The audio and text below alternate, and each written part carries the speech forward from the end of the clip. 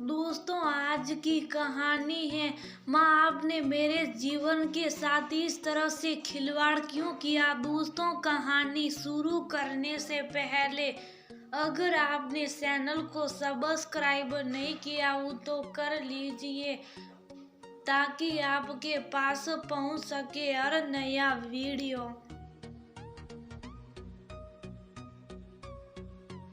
धीरज ने अंदर कमरे में प्रवेश किया और कमरे की लाइट जलाई। माँ, इतना अंधेरा क्यों कर रखा है?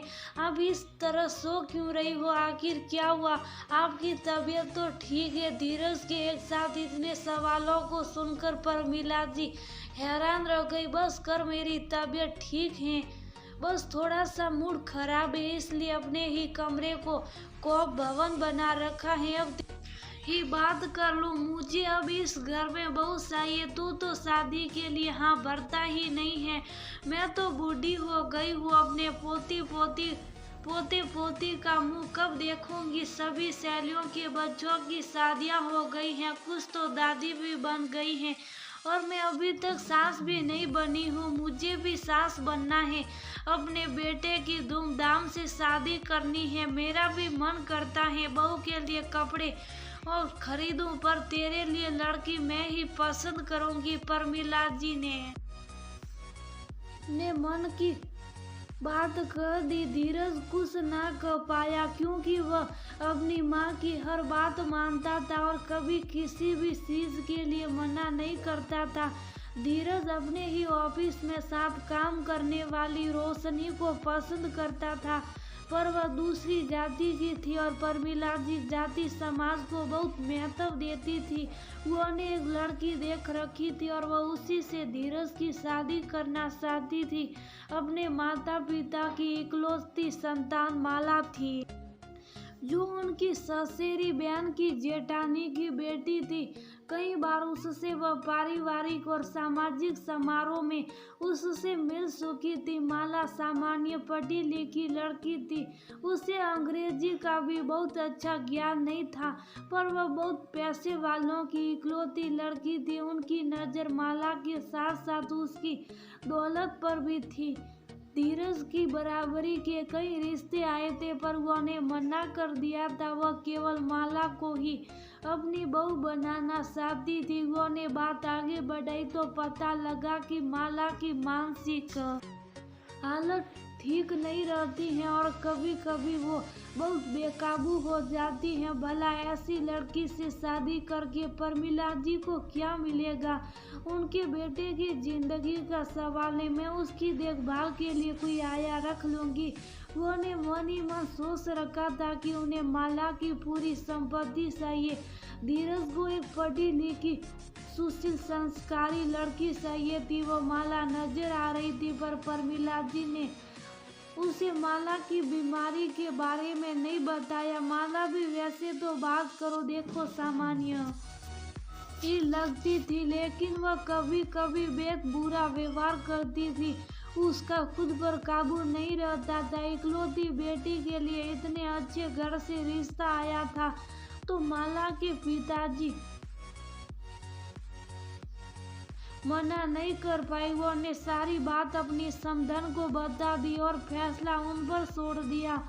आप ये बात धीरज को बता दीजिएगा, अगर वह भी तैयार हो तो ये शादी हो जाएगी।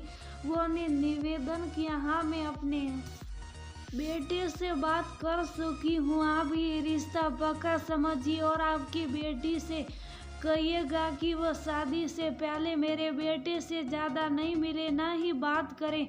मुझे ये सब खुलापन ज़्यादा पसंद नहीं है। प्रमिला जी उसे शगुन देकर आ गई और बोली कि हमें जल्दी ही ये शादी करनी है। 1 महीने में सब तय हो गया।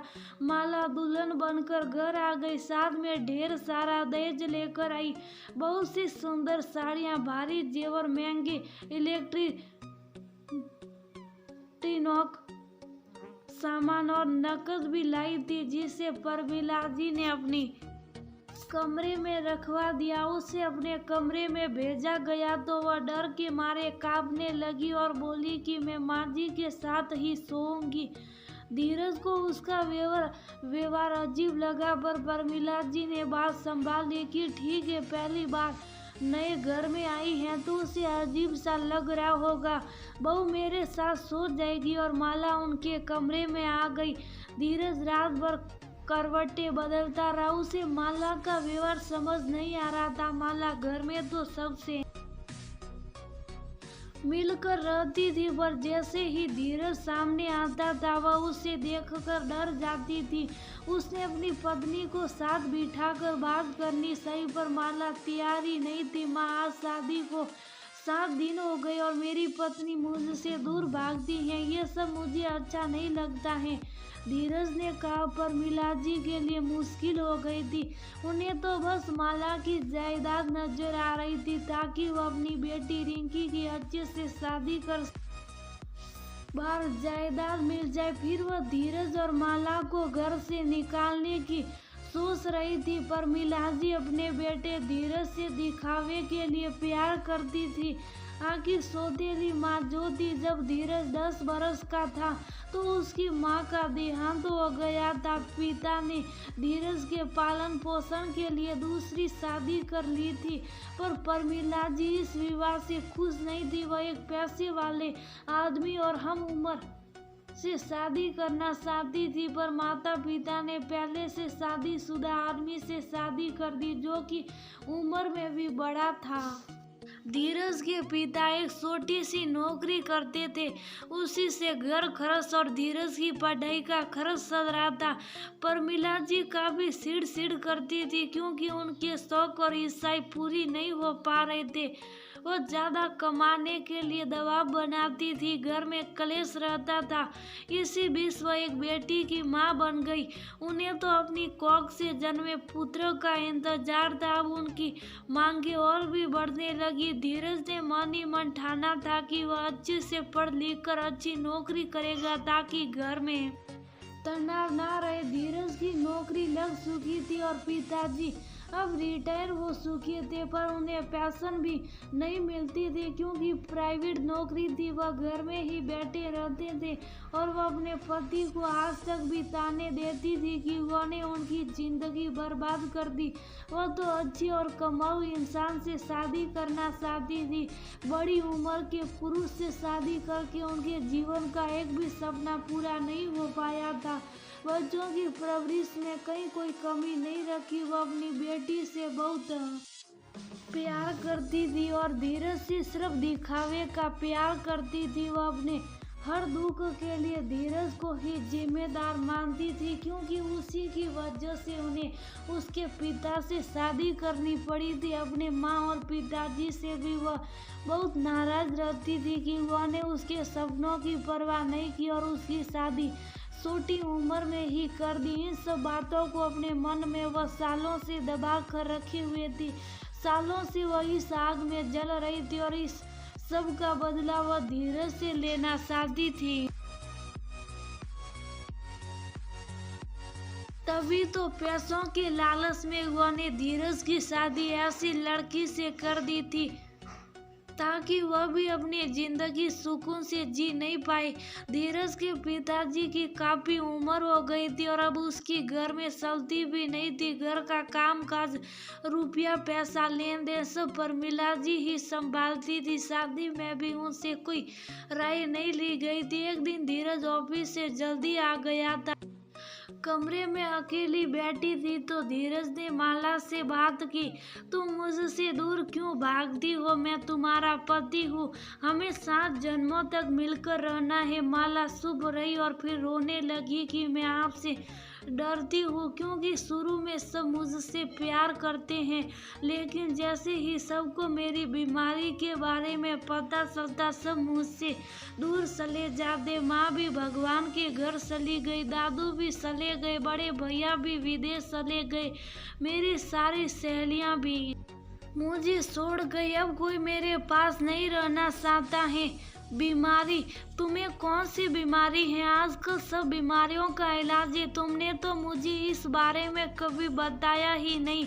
धीरज ने हैरानी से पूछा। माँ जी को तो इस बारे में सब पता है और उन्होंने पिताजी से कहा था कि उन्होंने आपको सब बता दिया, पर मुझे डर लगता है कि आप मुझे जैसी बीमार के साथ कैसे रहोगी। तुम्हें पत्नी बनाया है तो तुम्हें मेरी जिम्मेदारी हो। धीरज ने कहा। माला आगे कहने लगी, मुझे जाने क्या हो जाता है, मैं अपना मानसिक संतुलन खो देती हूँ, मैं चीजें फेंकने लगती हूँ, किसी के भी वंश में नहीं आती हूँ। फिर डॉक्टर कई सारे इंजेक्शन लगाते हैं, दवाइयाँ देते हैं, तब जाकर मैं सामान्य होती हूँ।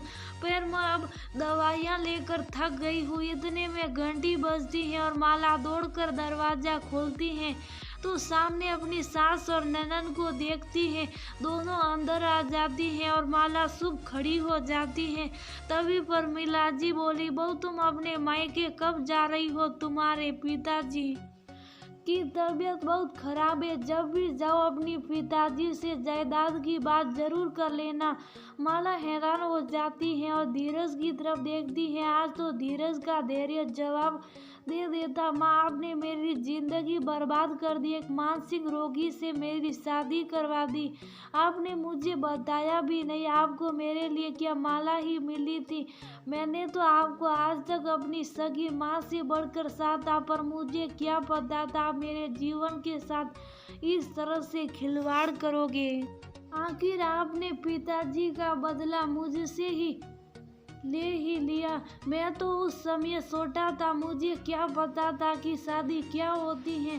आप छोटी उम्र की थी, आपकी दबी शायद थी, तो उसमें मेरा क्या दोष था? शादी होने के बाद भी मेरी पत्नी मेरे साथ नहीं रहती है। सिर्फ जायदाद पाने के लिए आपने मेरी शादी माला से करवा दी। दुनिया में सुख पैसों से नहीं मिलते। कल को रिंकी का होने वाला पति भी मानसिक रोगी में निकले तो आपको कैसा लगेगा? वो आपका खून है, आपको उसके लिए दर्द आएगा, पर मैं तो आपका कोई नहीं लगता हूँ। सदियों से सुनता आ रहा हूँ, पूत तो कपूत होते पर माता कभी कुमाता नहीं होती हैं। सच से आप मेरी सगी माँ होती तो मुझे ये धोखा नहीं देती, पर आप तो मेरी सौतेली माँ हैं, तभी तो कुमाता बन गई और आपने अपने साथ हुए अन्याय का दोषी मुझे ही समझा। प्रमिला जी को आत्मग्लानि होती है। माला सामान पैक कर लेती है तो धीरज उसके मायके ले जाता है। उसके पिताजी उससे मिलते हैं और उन्हें धोखे की बात पता चलती है तो वह शर्मिंदा होते हैं कि समधन जी ने झूठ बोलकर दोनों बच्चों की शादी करवा दी। उन्होंने धीरज को कहा कि माला बचपन से ही ऐसी नहीं थी, जब ये हुई थी तो सामान्य ही थी, पर जब से इसकी माँ की मृत्यु हुई है ये शुभ साफ सी रहने लगी। माँ के बाद बड़े भाई से लगाव था, वह विदेश में बस गया, कभी पलट कर नहीं आया। उसके बाद से ये गुमसुम रहने लगी और अत्यधिक दबाव में एक दिन अपना मानसिक संतुलन खो बैठी। तब से इसका इलाज करवा रहा हूँ, पर इसे किसी का प्यार और साथ नहीं मिला। सभी सहेलियों ने भी साथ छोड़ दिया। अब ये दवाइयाँ भी नहीं लगती हैं। मैंने समधन जी को कहा था कि आप धीरज को सब बता देना, पर मुझे आश्चर्य हो रहा है कि उन्होंने माँ होते हुए भी आपसे झूठ बोला और आपको धोखा दिया। पर आप मेरी बेटी को मत छोड़ना, इसका आखिरी सहारा आप ही हो। धीरज ने मन ही मन प्रण लिया कि वह माला का साथ कभी नहीं छोड़ेगा, उससे बड़े प्यार से रखेगा ताकि वह सामान्य हो सके। पर अपनी माँ के प्रति मन में बड़ा गुस्सा था। तभी माला ने समझाया, माँ जी और रिंकी पर गुस्सा मत कीजिए, उन्होंने मुझे बड़े प्यार से रखा था, उनमें मुझे अपनी माँ की छवि दिखाई देती है। वह मेरी माँ की उम्र की है। रिंकी मेरी छोटी बहन के समान है, मैं उनके साथ बड़े आराम से रहती हूँ। अब आप भी उन्हें माफ कर दीजिए, जीवन आगे बढ़ने का नाम है। वो सही आपकी सौतेली माँ ही सही, पर माँ तो है, उन्होंने ही आपको बचपन से अब तक पाला है। उनकी उम्र में हर लड़की के सपनों का एक पैसे वाला राजकुमार कुमार होता है, वह सबको राजकुमार तो नहीं मिलते। धीरज ने माला की बात सुनी तो उसका गुस्सा दूर हो गया, अपनी माँ को माफ कर दिया और माला का अच्छी जगह इलाज करवाया। वो इलाज और प्यार से जल्दी ठीक हो गई।